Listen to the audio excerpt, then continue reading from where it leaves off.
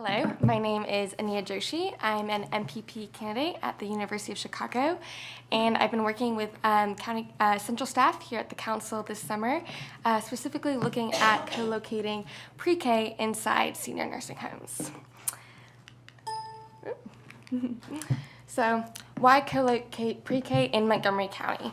According to the Maryland State Department of Education, Montgomery County has the highest unmet need of pre-K education slots.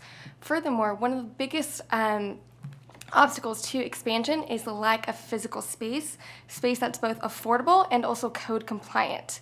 So upon learning this information, I thought back to when I used to volunteer at a preschool that was co-located in a senior nursing home, and so I decided to see if to investigate that model in other jurisdictions to see how it could work possibly in Montgomery County, what are the costs and benefits, and what would be the best practices for the sort of intergenerational pre-K of bringing together senior citizens and preschoolers. So, as you can see here, there are many major cities that already co-locate classrooms within senior nursing homes, and there's a reason for this. It's one of those great programs where everybody involved gets a benefit. And what my literature review has also found is that in addition to high-quality pre-K provides a certain amount of benefits, but intergenerational pre-K provides additional benefits compared to students who are just in traditional pre-K classrooms.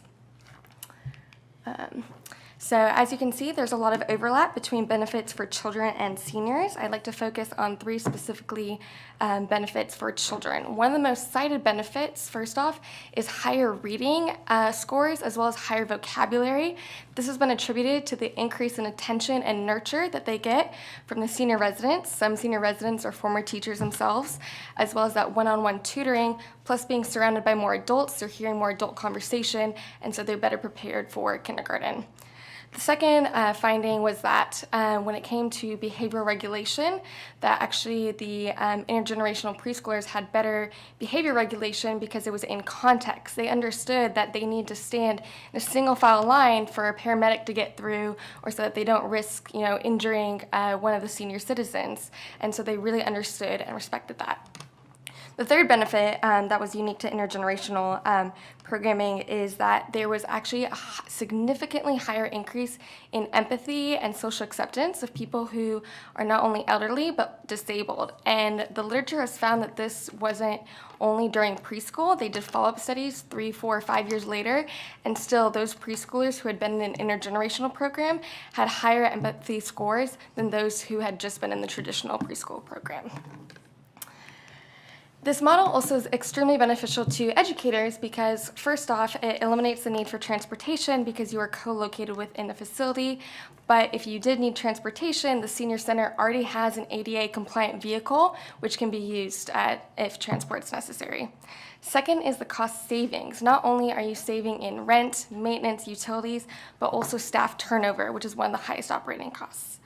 Finally, the regulations for preschool and early childhood care is very similar actually and aligns very well with regulations for senior nursing homes. So as you can see here, there are many activities that the children and seniors can do together, and through my review of different jurisdictions and programs, I wanted to learn what the best practices were, and several themes came through. One regarded the site itself. It was critical that the site be residential and not a senior center. It was also important that the center be either nursing home or assisted living, not an independent living center. Third was that it seemed to work more efficiently and better if the center was privately owned and operated. The other significant difference was when it came to programming. It was so vital that all stakeholders were really committed to the idea of intergenerational programming, not just viewing it as a pure add-on. And then the other important part was that it was important to have staff members who were assigned specific duties to intergenerational programming, and that those programs were regular, that they were planned, they were of interest to both groups to ensure the maximum benefits. So for the remainder of the summer, I will continue and finish up my jurisdiction comparison for best practices. and continue interviewing county experts and hopefully compile a list of recommended actions. I think one of the coolest things about this model, though, that the county can look at is it's not limited just to preschool. I think it would work really well for family-based childcare or center-based daycare centers. It doesn't just have to be preschool. From my readings of the regulations, I read through plenty. It seems to align very well, but of course, always good to check that. And also take advantage of regional resources. There's actually several organizations that specialize in intergenerational programming in the DC, Maryland area. So, thank you.